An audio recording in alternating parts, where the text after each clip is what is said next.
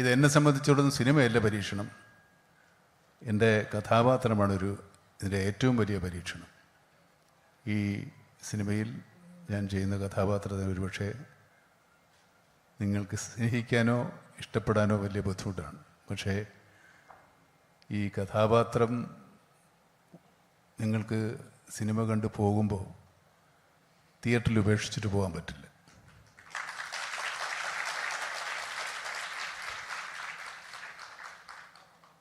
ഈ സിനിമയിൽ എനിക്ക് ആദ്യം ഓഫർ ചെയ്ത റോള് പോലീസ് ഉദ്യോഗസ്ഥൻ്റെയാണ്.